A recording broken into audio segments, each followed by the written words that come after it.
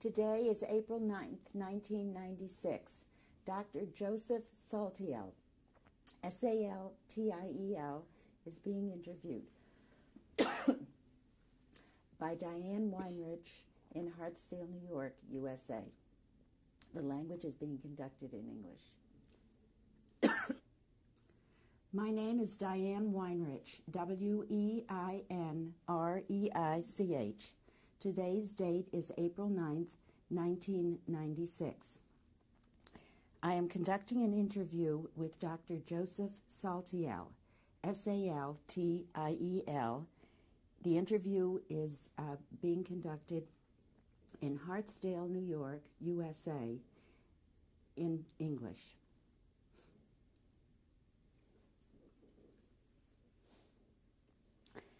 Let us begin this interview with your stating your name, and please spell it for us. The last name, you mean? Yes. State your whole name and spell your last name, please. Joseph Saltiel, S-A-L-T-I-E-L. And your date of birth?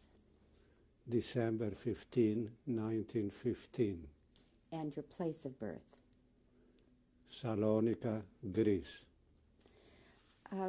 Dr. Saltiel, will you tell us, please, your very earliest memories in your town of Greece? Who was in your family? Who were the members of your family? My father, mother, and myself. I did not have any brothers or sisters. What was your father's name? Jacob Saltiel. And your mother's name? Flor Saltiel. What kind of work did your father do? Merchant. What did he sell? Well, they used to call this tropical merchandise, they used to call. In Greek, I mean, translation really from the Greek is tropical merchandise, but it is not really very tropical. It was rice, beans. We used to sell Caroline rice, for instance. String beans, not string beans, beans, in other words. I remember also we used to sell sardines, we used to sell tuna fish. Would your father have a big store? Not a big one, in other words, but relatively big, in other words. Did you live in a Jewish section of Salonika? No. Where did you live? The name street is Gravias 18, which is not, it was a mixed neighborhood. It is not separate. We used to have Greek Orthodox and Jewish people in the same street. Did your family keep a Jewish home? Not very strictly. Kosher, yes, but not in the Orthodox way, in other words. Were you bar mitzvahed? Yes. You had a Jewish education? Not too much, in other words. I was just, my father taught me to read the Torah anyway for the bar mitzvah anyway. Did your grandparents live in the town with you? At that time, only my grandmother on my mother's side. What was her name? Used to be alive. What was her name? Her name was Esther Abravanel. And were there, what about aunts and uncles of yours? Did your parents have sisters and brothers? Yes, he had a sister and a brother.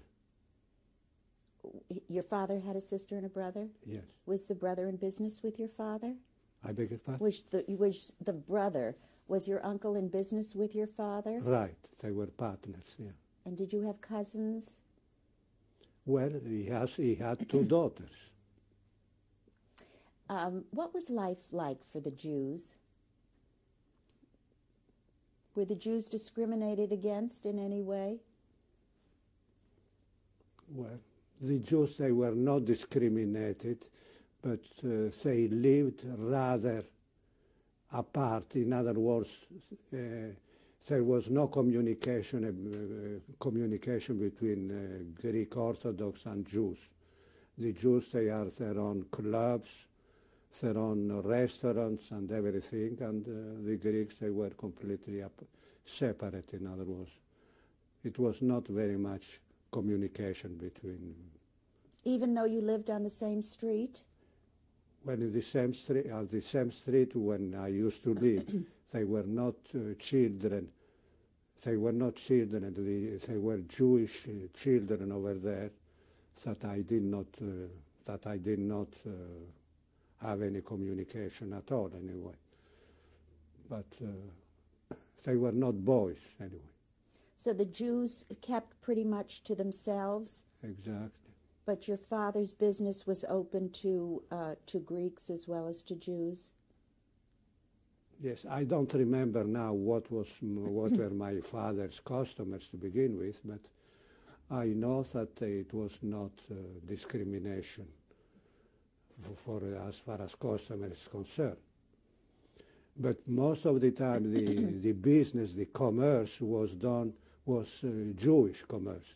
I mean, they were mostly Jewish over there in the neighborhood over there where my father had his shop in his business. They were all around, they were Jews. Was there any distinguishing characteristics about the Jews in your area? They wore yarmulkes, or did the men dress differently than the? No yarmulkes, they not dressed at all. No different dresses, in other words. No, the only thing is now that we used to speak Spanish instead of Greek. Oh, the Jewish people spoke Spanish? Spanish, yeah. At my times. Yes. After now it's completely changed. Now, in other words, now everybody speaks Greek, not Spanish anymore. So in your home you spoke Spanish? Spanish. And you said that the Jews belonged to Jewish clubs and things. What kinds of clubs would the Jews belong to? Social clubs, in other words, not religious clubs. So the Jews remained close to one another. Exactly. And there were were there Jews in the government? No. No Jews in the government? No Jews in the government. At that time it used to be only one that I remember who used to work somewhere. I don't remember exactly where, but I know that. But this man was not from Salonika. He was from another part of Greece that I don't know where from, that he used to speak fluent Greek. So he was he was completely Greek. He was not like we Jews that used to speak Spanish. He did not speak Spanish at all. But what about the schooling? What about your schooling in the very early grades? Were you with the other Greek children, or were you not at all? Just Jewish children? Well, first of all, I went to Italian schools to begin with. I did not go to Greek schools. Now, how was that decision made? How did it happen that you went to Italian schools? My mother made the decision, because I know that she used to speak Italian herself. So she must have gone some time before, anyway, in a Greek school or in an Italian school, probably. I don't know. I never asked her anyway. But this is why she sent me to the Italian school. Who were your classmates? Who made up the classmates? Were they Jewish children? There were Jewish children and very few Italians, mostly Jewish. And no Greek children? No Greeks, no. What was your identification then with the country of Greece, with the culture of Greece? Zero. No, nothing, in other words. So the Jews lived apart? Exactly. What did that mean to you as a child, that you were living in a country but not part of the country? It did not make any impression for me, because at that time I was not, my intelligence was not like the American children that they are the intelligence and the independence are very developed very early, and they think very early, because from the way they ask questions to the parents, I mean, they are more mature than I was, considering if the same age, in other words, between Americans and me, for instance. I was ashamed of myself anyway. I was nothing to compare, in other words. With You were ashamed of yourself for being Jewish? No. Not for being Jewish. Not for being Jewish. At that time, I did not even think what the Jewish means or nothing, in other words. I didn't know. I took it for granted that this is the way it was, in other words, that I went to the Italian school and that I was Jewish, that I did not have any Greek friends. It was natural. But if you were to go to a store or to go to a we used to go post office. we used to go to Greek stores, for instance. Yes. So could you speak Greek? Did you speak Greek? Little Greek. And but enough to make yourself known in a store. Right. But I did not used to speak too much to begin with anyway. My mother would do the talking for me. Did you ever hear your parents talk about the bigger world, about what was happening to Jews or what was happening in Greece? No. That was kept from children. Is that right? Yeah, I mean, they never talk about these things to begin with anyway. Who were the teachers in your school? Italians. Jewish Italians? No. Just Italians. Italians. And you said you had no Jewish education. It was your father who taught you? No. So you were not synagogue members? No, I used to we used to go to a synagogue. It was a private synagogue. It was not a general. It was somebody, a rich man, who built a synagogue. In his home? No. A separate building? In a separate building, but we used to go to this synagogue, in other words, which was in the neighborhood. But it was the conservative type of synagogue, in other words. And were there life cycle events that happened in the synagogue, weddings and bar mitzvahs and births and so on? Who remembers this? Don't remember. I was an idiot when I was a youngster, let me tell you now. Just plain English. Completely idiot, in other words. What do you mean by that? I mean by that I never thought about. I told you when you came before that my parents used to speak Slavic language, and I never asked them, what's the language that you are speaking? An American boy would ask immediately, what's this? What are you talking about? What's this language? They would ask immediately. I never asked them. So it was not idiocy. What kinds of things did you do with your Jewish friends? Did you go out? To the movies. You went to the movies. Now, what language were the movies? Well, the movies, they were American movies. Oh. Yeah. We used to look forward to go to the movies on Saturday. Yeah. And they were translated into Italian? Exactly. Or, no. Into Greek? To Greek or French, because French was it was a very common language also, the French language. First of all, at my time, the official language, the diplomatic language was French. Now it's English. Before it was French. All the diplomats, they never talk. They always talk French among themselves. And in school, in your school, there was no talk about anti-Semitism or what was happening to the Jews? No, in the school, it was a school, an Italian school. It was Italian schools. They were teaching you Italian subjects, everything concerning Italy, and in Italian and concerning Italy, rather. It was like a propaganda school, in other words, to expand the Italian culture. I mean, was it your parents' plan to have you leave Greece? No. Did they? But you say that you learned about a foreign country in your school. You didn't learn about your own country. You learned about Italy. Right. And you never experienced or are aware of your parents experiencing any kind of anti-Semitism? No, at that time, some Greeks came from, they were expelled by the Turks.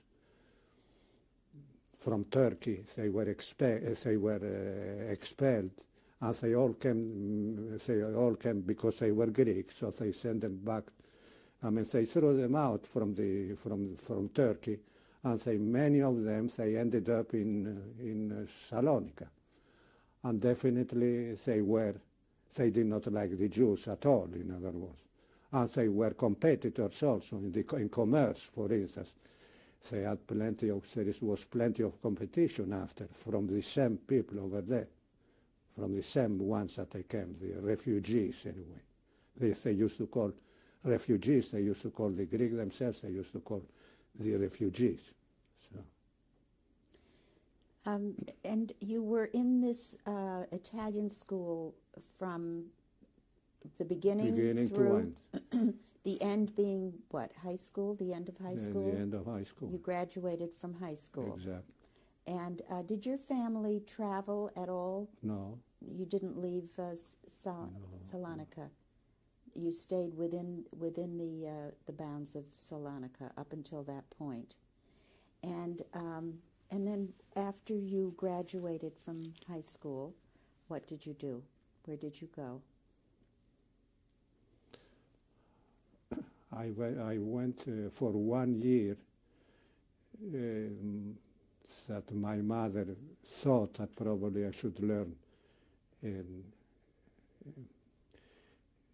mean, to make barrels, to fabricate barrels. I don't know what you call this. Artisans, you call these people. So this is where I went for one year, in other words. That I lost 1 year of schooling, in other words, because I was not paid, mind you. You were an apprentice? Apprentice, yeah. So. To a Jewish man? Yeah. You were apprenticed by a Jewish man? A Jewish man who was more nasty than an anti-Semitic man, in other words. Now, very nasty. How old would you have been at this time? 17? I imagine 19. 19. Yeah. So it's now about 1934 in your story. We're talking about the year 1934. Yeah, but I don't know now if you can continue the story, because I don't know if I will remember. What else do you want to ask me? Well, I want to ask you, after that year of apprenticeship, what did you do? After this, my mother went to the Italian consulate. And over there, because she knew Italian, as I told you, and she was not shy like me. For instance, I was shy. I was afraid to open my mouth. So she went over there and she tried to have a scholarship from the Italian consulate, in other words. And so I ended up in Padua, where, and it was a partial scholarship, not full scholarship, and part with the scholarship and part from my parents. In other words, I went to 5 years of this in Padua. Of medical school. You started medical school in Padua? Yeah. Now, did you stay there the 5 years, or did you go back and forth? Oh, back and forth. No, I used to come back home for recess, I mean, and for summertime I used to come back home. And there your world opened up, is that right? You learned about other things that were happening in the world? Well, a little bit, not too much. I was still an idiot. When I became a man, really, was unfortunately after I lost my parents, because I was completely alone, no money at all in my pockets, and so I was supposed to make a living. And it was during the German occupation, when people were dying in the streets from hunger, and I was making a living, believe it or not. It seems so peculiar, in other words, to make a living when other people are dying from hunger. Can you tell us some more about your education in Padua? Who were your fellow students? Were there other Greek students there with you, Jewish? No, they were not other. I used to have friends over there, Greek friends, but they were not in the medical school. In other words, they used to be engineers in the engineering school.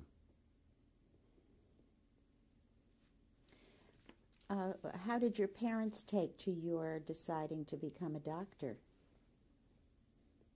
Was that a decision they were in favor of for you? Right. Now you stayed there for 5 years, Yes. and then what made you come back before your The degree? war. Now how did that affect your schooling? I could not go back to Italy, so I had to transfer all my papers to Athens. What had happened in your father's business at that time? Oh well, he retired before. He retired before all the Germans over there. He retired before. You know. He was involved in love with the garden, so he was all the time taking care of the garden, in other words, and he left the business to his brother. And were your parents experiencing any acts of anti-Semitism? Were you aware of any personal things that happened to your parents once the war broke out? Well, once the war broke out, I don't think I was with them anyway. All right. So after Padua, you went to the University of Athens. Yeah. And you were allowed to continue your education there? The 1 year. But you were allowed, obviously, to continue. Right, yes, definitely. So you graduated from the University of Athens with a medical degree. Yes. And what did you do? Then?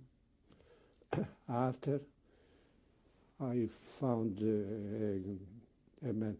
Oh, after it was the war after, in 1940, in other words, I was drafted for a short period of time, did not last long, because Italy, Greece could not fight against the Axis forces. They were the Germans and the Italians together at that time anyway. So I found a job in a hospital where I was staying over there, just no salary, just to eat and sleep. Specialty for skin diseases, skin and venereal diseases. At that time it was not penicillin in the beginning, so we used to do the treatment, other kind of treatments anyway. Who were your patients? Greeks? Prostitutes. Prostitutes, they were the patients because I used to work inside in the wards, in other words, not the emergency room. But now you were not only with Jews. Now you were with. There were no Jews at the time over there. In Athens. No, definitely not. What had happened to the Jews in Athens by then? I don't know. I did not have any connections at all with the Jews. How can I have connections? I did not have money. Nobody knew me. The Jews, as we know, they are not interested in other Jews, especially if they have money. So I was completely unknown. Was it known that you were Jewish? Who was known? In the hospital they Yes. knew, definitely they knew. From the name Saltiel, there is no Greek name by Saltiel. And there were no Jewish doctors or anybody there to support you? Not at all. Were you in I contact? I did not care about Jewish people to begin with. Because the Greek people, they were more nice to me than the Jews.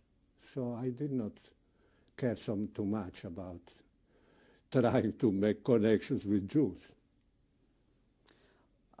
And At the hospital over there, he found a friend of mine, non-Jew, told me about this job. were you in contact with your family? Well, till a certain time, before they took them to the concentration camps. In other words, I was in contact. Definitely, I was sending them money from Greece, from Athens. I used to sell bread because I had another job also. I had a job with the Italian armed forces, in other words, that they were in Athens. What was your job? Translator. You were translating for whom? For the Italians? For the Italian police. You were translating for the Italian police. The Greeks who came in, or who? For the Greeks that they arrested. Yeah. For the Greeks that they arrested, I see. And what kind of... What's this? What kind in a rush? No. What kind of information were you getting from your parents? What were they telling you in the letters? They were not telling me anything, unfortunately. I used to tell them. I was the one who used to tell them, listen, because I never thought that they were going to take them to concentration camps. I always thought that probably they were going to starve them to death or something of the sort. So I used to tell them, listen, I'm sending money, buy food, buy food, buy food. Only this I used to tell them all the time. And they told you nothing? They didn't tell you what they was... did not tell me anything, unfortunately. And my mother was very, very, very attached to me, mind.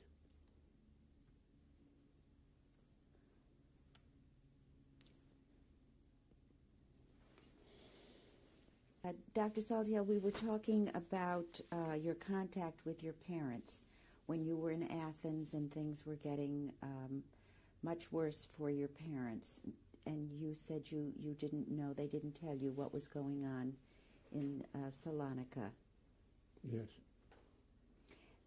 When did you learn what was happening there? From the news, from the newspaper, anyway. I did not know anything. They did not. We did not have a telephone over there to get in touch. We did not have a telephone in the house to begin with, anyway. So, and the Jews, they were separated anyway, because they put them separate. In other words, They put them in a ghetto? Like a ghetto, yeah. Did you know that? Were you aware of? Yeah. You were aware that they were living in a ghetto, yeah. But you were under the impression that they were just starving them. Exactly. And They were in a whole neighborhood, in other words. And what was happening for you? What was your life like in Athens? What was my life? What do you mean? What was your life like? Were you were you being affected by the war in Athens? Did you see Jews being rounded up, or No, I never saw Jews rounded up. And were there Germans in Athens? There were Germans in Athens, but they were not. They were the Italians ruling over there in Athens. In Salonika, they were the Germans. So what was happening to your career? You continued to work in the hospital with the prostitutes? Yeah, but it was not a career. It was an intermediate part of my life, anyway. But anyway, I have the degree of. You have the medical degree. Not the medical degree. I am a specialist in skin diseases. And then what happened to you once you learned that what had happened to all the Jews in Salonika? What happened to you? Nothing. It happened that after the Germans took over Athens, and I had to quit to. Can you tell to go away from? Can you tell the story of how you escaped? No.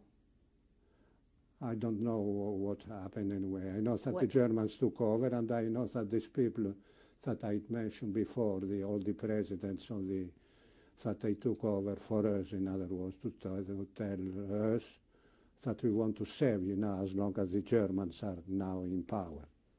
And that's it. And after I ended up in the mountains. Well, how did that happen? Who was the person who helped you to get away into the mountains? I told you. Will you Karamelzanis. Yes, tell us on the camera, please. Who it was who helped you and how he helped you. Oh, you want me to repeat? Yes, please. So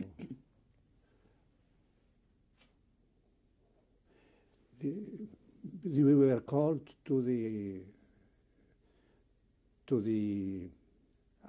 Athens Medical Association, and over there, besides the president of the Medical Association, was the president of the Pharmaceutical Association, and another president of the Dental Association. And they said that we want to save the Jews. If you know other Jews, you let us know so we can send them out of Athens. Were you with other Jews at that time? No. Just yourself? Definitely. So when they said that to you? When they said that to me, I did not have anybody, I did not know anybody to let him know, in other words, that this was going on. How did they send you off to the mountains? I don't remember. It is fuzzy in my memory. How come that I found myself out of Athens, and how I found myself over there in the mountains, in other words. You mean how you physically got there? You don't remember? I don't. Yeah, it is very fuzzy in my memory. What were the names of the mountains that you were sent to? I don't know. What time of year was this? Was it cold? Were you sent off in the winter or in the spring? No, it was winter, in other words. It was rather autumn. It was not winter, in other words. But it was in the autumn. Yeah. And you went off into the mountains, and who did you see there? Who was there? The moment I went to the mountains, right away the Germans made an offensive over there against this position of the people over there, of the guerrillas. So everybody flew away, ran away, and I was left alone over there. Nobody told me anything about it, because it was just the same night that I arrived over there, this happened. And so I followed the other soldiers over there, but I did not know where was I going. I didn't know anything. I was just following them, and that's it. How far did you follow them? Who remembers now this thing? Were you traveling for a long time? For overnight or for hours? For hours, yes, but I don't. But I don't remember where, in which which region it was. These mountains that I went to. And did they scatter singly or in groups? When they scattered, when they ran, was it one person you were following or a group of people? Groups, I imagine. I don't remember. Where did you travel? I don't remember after. Where did I end up? How did I... Do you remember what you lived in, what you slept in? Do you remember was it a hut, or was it... What kind of living accommodations were there? Well, it was a village over there. Yeah, but after I don't know, because it's, as I said, it is all confusing to me. Well, maybe you can remember little bits and pieces. You went to a village. Do you know who lived in that village? Who lived on the villagers? But the Greek villagers? The Greek villagers definitely would. So you don't expect Jews over there. And did you live in their homes, or did they provide? No, because these people over there, they used to provide, to go over there to choose their own houses over there, the chiefs over there, because they were three. It was a triumvirate, I don't know you call this. Triumvirato, it's called in Italian, so I don't know what you call in English. So it was the chief, the military chief, it was the political chief, who was always a communist, all right? And there was also another chief that I don't remember who was it. They were always three. And they used to send the guerrillas, they used to send one or two guerrillas to go to the next village where they intend to stay over there, and to look, to talk to the villagers over there, or to the chief of the village, or something anyway, that we want to have so many houses for ourselves. And we want also food, because they used to ask also for food, to have ready chickens. I remember the chickens, because they used to take good care of themselves, mind you, the chiefs. So, how many people would you guess were in this group of guerrillas and the three chiefs? How big a group was it? I don't know. I mean, do you think it was like 50 men or less? Or probably less anyway. I never saw a big crowd, in other words, because they were scattered. So how did they treat you? Not very good. What did they do? They were very indifferent to me. Why was that? Because I did not belong to the Communist Party, to the Communistic Party. Did they ask you? They never asked me. They knew that I was Jewish, and probably they never asked me because probably they did not have confidence in me, on me, in other words, because I was Jewish, so I was not part of them, in other words, as long as I was not Greek Orthodox, in other words. Even so, they were communists, but they should not think like this. It's not so according to the communistic ideals, in other words. Even so, because they used to say to the soldiers, they used to say, because the soldiers, they liked me. They always used to say, oh, how good you are. But the other ones, the answer was, listen now, what are you praising him, he says. He's here over here. He's not here over here for our ideals, he says, they would tell them. is because he wants to save his life, openly, they used to tell me. And the soldiers used to tell me also what they told. So when they went from village to village, what did they do in these villages? Nothing. The guerrillas did nothing? There was no fighting? I did not see too much fighting. Did you see any fighting? I don't remember seeing any fighting at all. The only thing I know is that we were walking all the time. Most of the time we were going from one place to another, to another, to another. Would they speak to the people? Away, in other words, evading the Germans. And how did they know the Germans were coming at them? Well, I know they had this. They had this camp business. Well, they had some intelligence. Not intelligence. This instrument that they have, they could get in touch. Like a radio or something, or wireless or something of the sort that they had over there. When they got to the villages, did they try to talk to the villagers about the political beliefs, about communism? Was that their purpose? In many villages, the villagers ran away in many villages because they did not care about them to begin with. And as I said, I was not part of them at all, so I was never in discussions with them, discussing what we are going to do next, where are you now, what is going on with the Germans. They never talked to me. But you could hear what they were planning. You could hear what they were saying to one another. I could not hear at all. How come?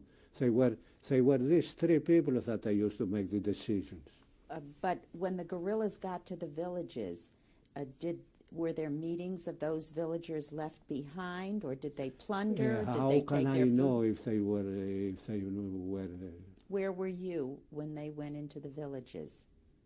Where would you be? With some of the soldiers over there. I was not a part of it at all. Did you eat with them? They used to give separate rations. There is no such thing eating ourselves. The ones that they were all together all the time, I mean, eating and all these things, they were these three. The three that they were the chiefs. And now that you think back on it, what do you think was going on between these three leaders who were making decisions? And most of them, of these leaders, they were school teachers, especially the political ones. They were all teachers. What do you think their purpose was in being to in the bring mountains? communists. To be communists and to spread their propaganda. The propaganda. Yeah. So you did not, you were not attacked by the Germans. I never saw any Germans. How long did this go on? How long were you with this guerrilla group? About a year and a half or so. I imagine. I don't remember. I say it is very fuzzy, very, very unclear. I did not keep track at all, in other words. Did they ask? I know that at that time it was the creation of the State of Israel. What was when this State of Israel was created? 48? In 48, at that time, because I know that I remember, oh, congratulations, you have your own state, they told me. What did that mean to you? Huh? Did that mean anything to you? No. Well, 1948 was after the war. Something of the sort, something was going on with Israel that it is not in 48 then. It was before, something happened before, because I know that they told me something over there, congratulating me concerning Israel. What were your days like as you were marching with these with this communist group of guerrillas? What were your days like? Like an animal, not thinking. just eating and sleeping. And that's, I don't take care, I did not take care of myself at all, in other words. I did not care if I was sick or if I was killed, or I did not care at all. Because I was completely desperate, in other words. So. Were you called upon to be a doctor for any of these guerrilla soldiers? For medical problems. You were called on? Yeah. Did you have any? But I never treated any wounds, any something of this, nothing. Did you have any equipment with you, any medical supplies? Not too many medical supplies. Was it the same group that you started with that continued throughout this 1.5-year period? I imagine so. Did you become close to anybody? Not at all. Nobody tried to become close to me, first of all, because they were afraid. The only people that become close to me is something very ironical. It used to be, there used to be doctors over there, some of the doctors, village doctors, in other words, that they did not leave. And they used to, and two of them told me, listen loud, they did not know me who I was. They knew that I was Jewish, because as I said, everybody knew. And the name I didn't know. Most of the other guerrillas, they were under different names. Nobody had his own name over there. So all of them. Each of the individual soldiers went by a different name? Right. Yeah, because they left family behind. That's the reason. So they did not want any repercussions for their families. So this doctor told me, listen, he said, I was walking one over there. I was in the plaza over there of the village. And this man told me, the doctor, listen, doctor, he said, don't give not even one aspirin to anybody. Anybody, that means any villager, not to the soldiers, because they are ready to put you under court-martial. That means that you are giving away medicine which belongs to the soldier. So I knew that I had some friends without even knowing, in other words. And I said, thank you very much, definitely, and I said, I would not give anything to anyone anyway. I never thought about. But this man was good enough to tell me this, because it was a risk also to advise me. It was a risk also to be friendly with me. Am I understanding correctly that the reason you were ostracized was because I did not because you belong were to not the a party. communist, Exactly. not because of your religious? No, I don't think so, no. And do you know whether the villagers, what their feelings towards the Jews I don't were? know about the villagers anyway. The villagers probably, they never saw a Jew in their life, probably. Do you know the names of any of these villages? No. Do you have any idea how many villages you passed through? No. So this went on for 1.5 years. Probably. I don't even remember anyway, as I said. I don't remember these same cities. And how did it come to an end? How did you finally break away from the guerrillas? When the war ended. How did you know the war ended? Because I heard over there, and I left on my own. You left the guerrilla? Yeah, I left the guerrillas. I did not ask permission to leave. I left, and I went to Athens. And you did that the minute you heard that the war was over? Exactly. Do you know the name, even the names that were made-up names, false names of any of the political leaders or of any of the guerrillas? No. Not of these three, the three. The triumvirate anyway. Yeah. Mm-hmm. No. or of any of the guerrillas? No. As I told you, I know that there were many of them. They were teachers, I told you, elementary school teachers. How do you know that? Because they used to say from the things that I heard, in other words. Did they try to influence you about communism? No. Did they give you enough to wear, to eat? Well, to eat, it's not a question, not to wear, because I had boots over there that from the beginning till the end I had the same boots, and they were falling apart. And they never gave me another pair of boots. From the beginning till the end, the same boots, and going up and down the mountains continues. So all these guerrillas did was to walk from village to village. They were not trying to gain communists among the villagers. Is that what you're telling me? They were just escaping. Well, I don't know what they were doing now with the villagers, to tell you the truth. Did they keep you away from what they were doing?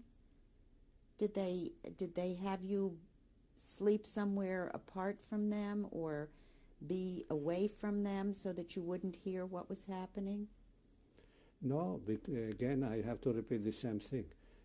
The decisions were taken by these people, these three people over there, and they used to take the people over there when they were in their own room, in other words. They would not take a loudspeaker to tell what the decisions they were taking.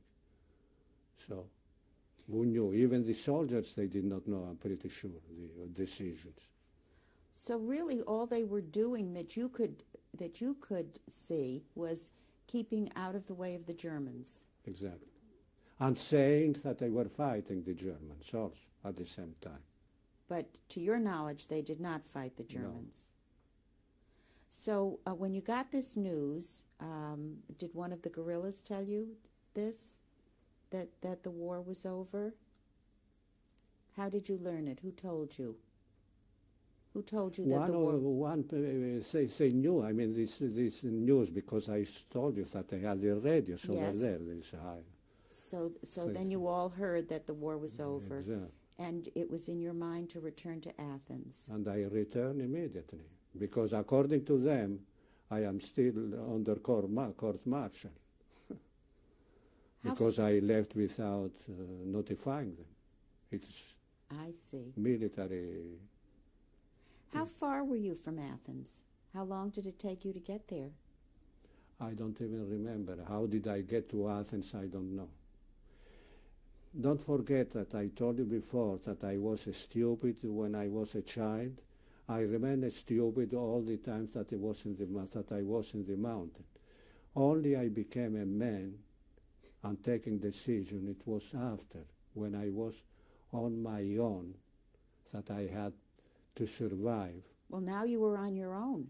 You left the mountains and you walked back to Athens all by yourself. Exactly. You had no weapon? No weapon, no. And you had torn boots? They never gave me any weapon. Are you kidding now? And so you had no food? Yeah. And what time of year was this? Do you remember? No. Was it cold? No, I don't remember. I know that I went to Athens anyway. And how you even knew the way? Who remember? I don't remember. How did I know the way? I don't remember. How old were you at this time? I don't remember either. 29? I cannot remember these things, because I did not keep track at all of these things. I remember some facts that are important for me, but Tell us, what were those facts that you remember that were I important? remember, for instance, that I was drafted after when Greece was liberated. I was drafted by the regular army, because I was still a young fellow, mind. So they drafted me. This right? was when you learned about this when you went back to Athens. When I went back to Athens, I did not know, but I was drafted. All of a sudden, I found from a friend of mine, I found that I was drafted. But in the meantime, I did not go over there to present myself. I don't know how do you call this in English anyway. So conclusion is that I was going to go to be court-martialed by the regular army now again. Because you didn't appear. I did not appear when I was called, when I was drafted, all right?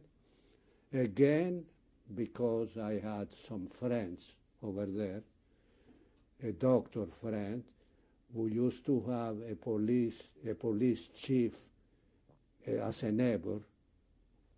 He used to live out of Athens. And the police chief gave me a certificate stating that I was sick. This is why I did not go for the draft. And this way I saved the court-martial.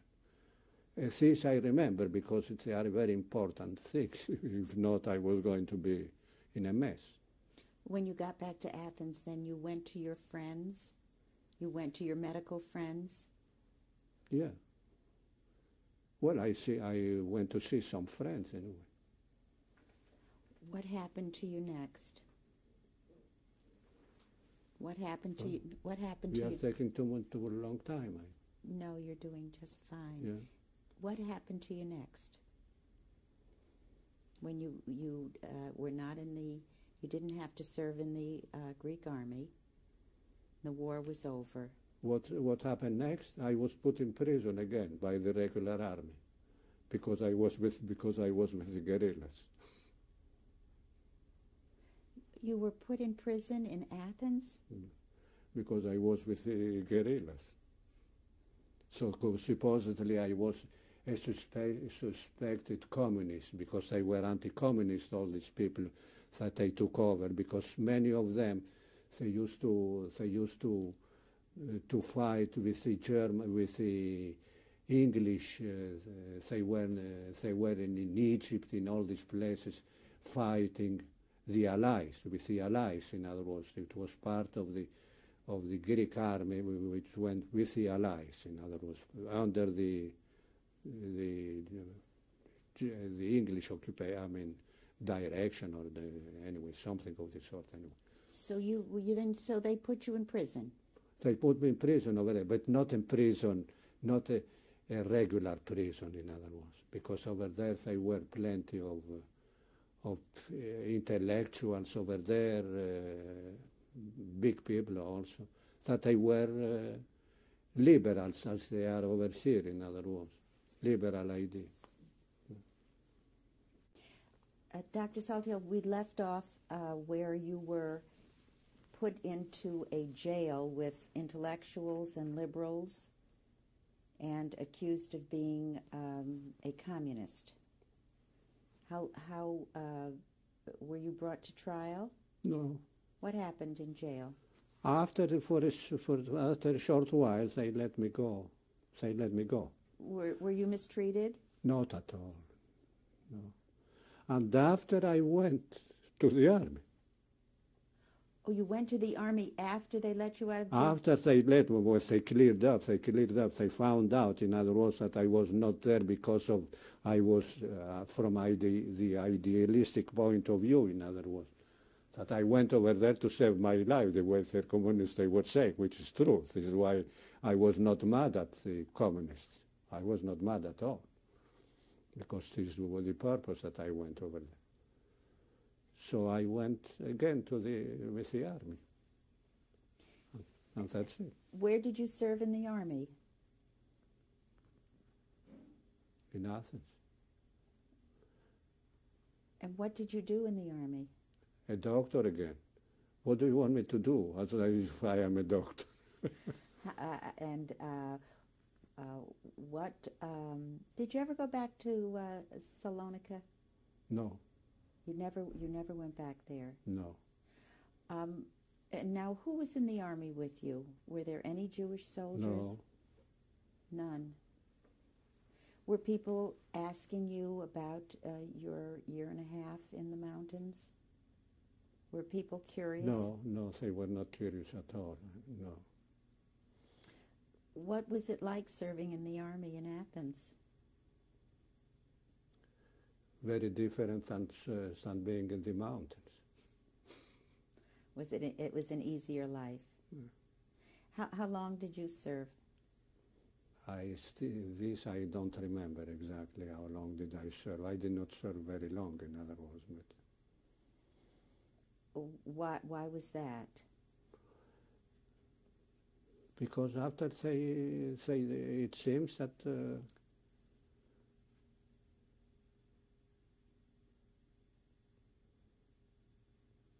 I really don't know how long did I serve to begin with. I don't remember this thing. Mm-hmm. I know that they drafted me. And then what after happened? Clearance. And then what did you do after that? After you were discharged from the army, what did you do? After I went for a short while, I went to the hospital over there that I used to, the skin disease hospital, in other words. And I was seeing my friend Manuel Carasso, in other words, and I came to this country. Please tell the story about how he convinced you to come to this country and who he was. He did not convince me. It is the American Jewish Distribution Committee who was there, who used to say that they could help me to come over here. You had nobody to sponsor you here, is that correct? Well, the American Jewish Distribution But no individual, no relative. No relative. Through them, I got this sponsorship. Yeah. What was Athens like after the war? What condition was it in? What spirit was it like? Were there any Jews left at all in Athens? Again, you asked me about Jews. I mean, I was not interested in Jews. What can I tell you now? I was not interested in Jews because the Jews, they were not interested in me. And that's it, in other words. And I know that for a certain time, now I remember now. I was working for a certain time also as a doctor to the community, with the Athens community, the Israeli community, Jewish community. So you found a Jewish community in Athens? Yes, yeah. And I was a doctor. For them. Right, and also I was a doctor. I was working for a while also with the American Jewish Distribution also as a doctor. Who was this man who helped you? What was his name? Carasso. And he got your papers together? Is that what he did? Well, I don't remember exactly what he did. I remember, the only thing I remember is this, that he told me that when I was rejected, not to be desperate, to try again.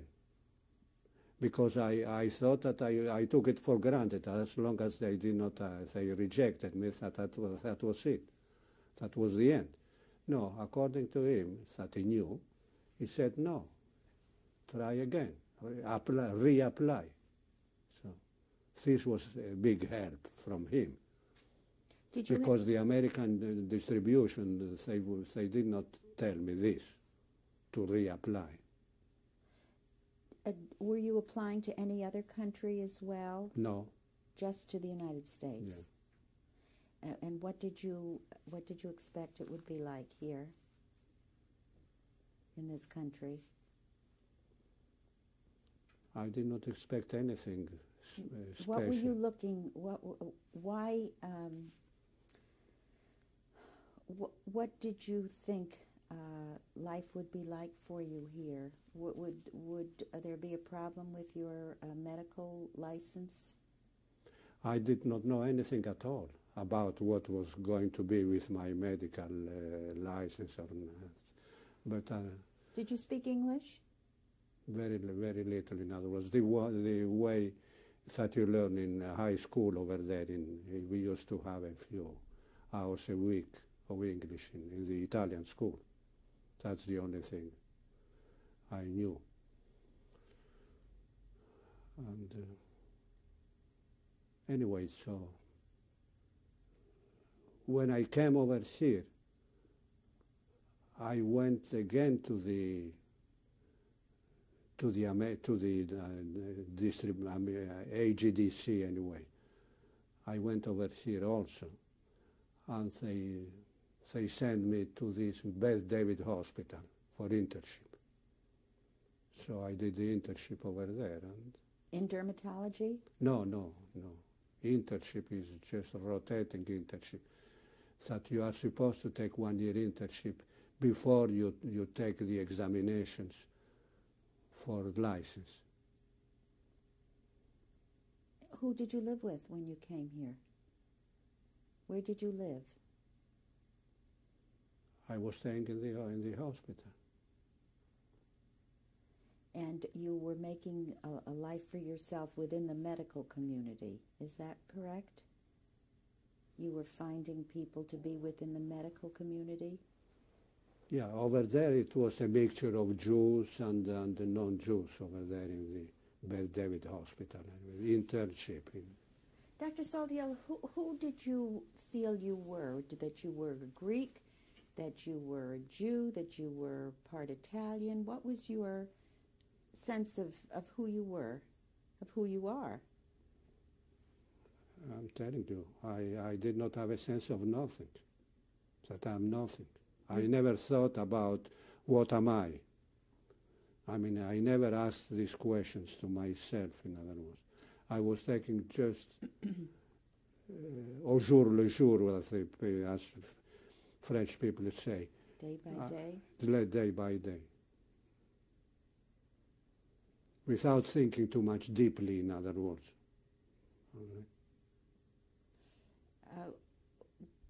Because I did not have any more.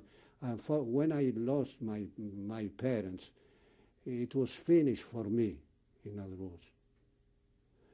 I did not care if I was dead or alive, so I was doing these things automatically, but without thinking too much, without having anything specific like you people that are born in this context that you have, thinking about the future all the time, how to become rich or how to become. I never thought about being rich or anything of the sort. And all of a sudden I became rich. Because I started again with the Spanish people, in other words, Puerto Ricans. Practice medicine. The practice, definitely. What do you want me to practice? How long did you practice medicine? How long you're retired now? Eh? You are retired now. Yeah. Is that right? Yeah. Have you been retired for a long time?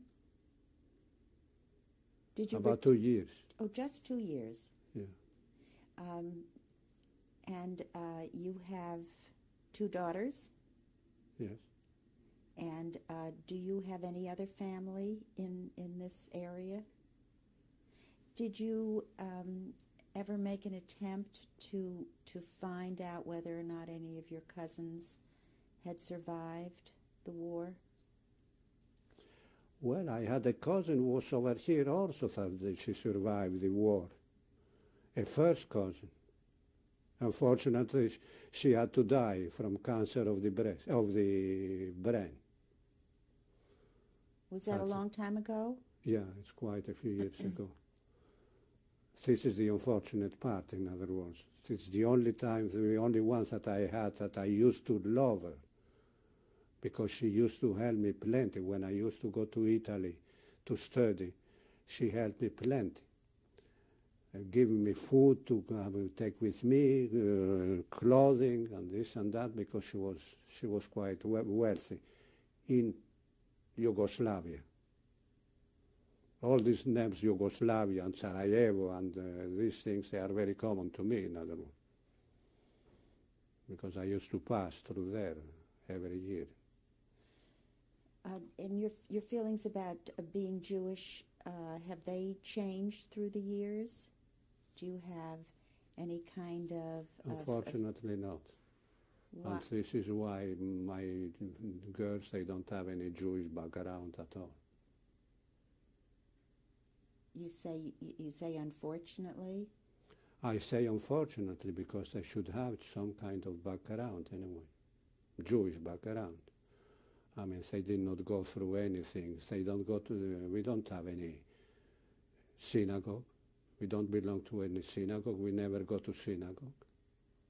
But do you celebrate any of the holidays? Not at all. Only the floor fastens on Yom Kippur. I don't. Now, did you ever go back to Greece? Yes. When? Not to Salonika. Not to Salonika. Last year. That was the first time in all these years that you went back.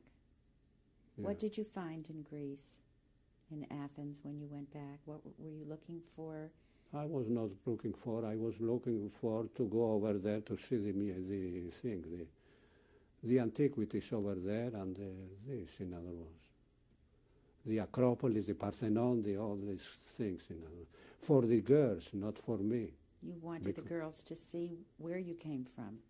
Not where I came from, just as a general knowledge, in other words, not because I feel Greek, because I am not considered Greek to begin with. For the Greeks, I am the Jew, or Hebrews, they call it. What do they call it? I'm sorry. Hebrews. Hebrews is Hebrew. Hebrew in Greek is Hebrews, is Jew. Have you traveled to Israel? Yes. Oh, yes. I'm going even now. I'm going. I'll go this year. With your daughters? No. They cannot come. And I am afraid, a little bit afraid also. Why do you want to go to Israel? Because I love Israel. I am a nationalistic Jew. I am not a religious Jew, but I love Israel. Unfortunately, Peres is ruining Israel, unfortunately. This goddamn liberal over there. Dr. Saltiel, you said that you do remember the facts that were important to you. You remember the names of the people who helped you. You remember being in prison, and you remember many things. Was there anything else that you wanted to add about the facts that we may not have covered in this interview? No.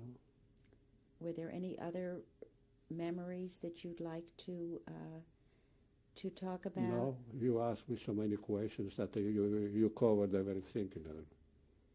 Is there any message that you would like to have recorded on this interview? Not at all. I am not a leader.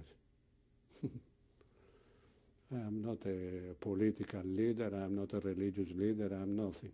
I'm just a plain Joseph. So. Thank you very, very much.